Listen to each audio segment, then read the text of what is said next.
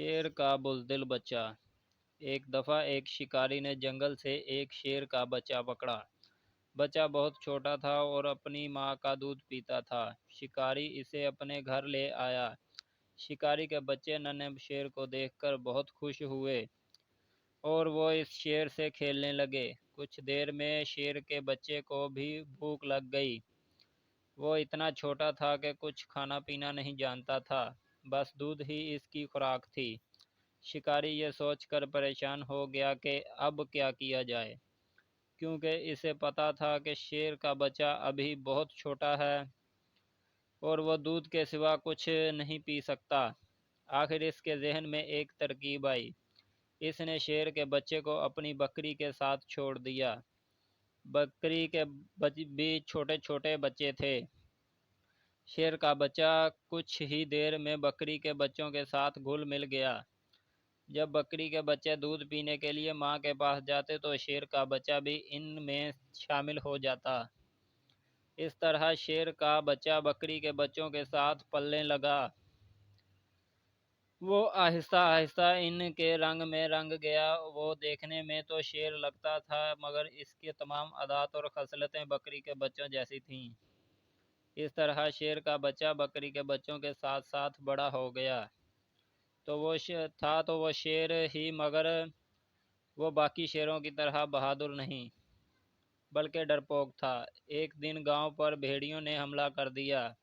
شکاری کا گھر چونکہ جنگل کے نزدیک تھا، اس لیے کچھ بھیڑیے شکاری کے گھر میں داخل ہو گئے۔ شکاری اس وقت کہیں گیا ہوا تھا۔ بھیڑیوں نے بکری کے بچوں پر حملہ کر دیا۔ اچانک ان کی نظر شیر پر پڑی تو وہ ڈر گئے، بھاگنے لگے، مگر جب انہوں نے دیکھا کہ شیر ان پر نہ تو گرایا ہے اور نہ ہی حملہ کیا ہے تو ان کی ہمت بڑھ گئی اور انہوں نے بکری کے بچوں کو چیر پھاڑ دیا۔ شیر کا بچہ اگرچہ ایک بڑا شیر بن چکا تھا، مگر اس میں شیروں جیسی صلاحیتیں نہ ہونے کے برابر تھیں۔ وہ کھڑا سب کچھ دیکھتا رہا اور ان کا مقابلہ نہ کر سکا۔ بھیڑیے حملہ کر کے واپس چلے گئے اور شیر وہیں کھڑا رہا۔ کچھ دیر کے بعد شکاری گھر واپس آیا تو یہ دیکھ کر حیران رہ گیا کہ شیر کے ہونے کے باوجود بھیڑیوں نے حملہ کر کے بکریوں کو چیر پھاڑ دیا ہے اور شیر کچھ نہ کر سکا۔ اسے بے حد صدمہ ہوا۔ اس نے تو یہ سوچ کر شیر کے بچے کو بکری کے بچوں کے ساتھ چھوڑا تھا کہ وہ مصیبت میں ان کے کام آئے گا، مگر وہ یہ نہیں جانتا تھا کہ بکری کے ساتھ رہتے رہتے اس کی اپنی صلاحیتیں ختم ہو چکی تھیں۔ اگر وہ شیروں کے ساتھ جنگل میں رہتا تو پھر ان کے طرح شکار کرنے کا عادی ہوتا اور انہی کی طرح بہادر بھی ہوتا۔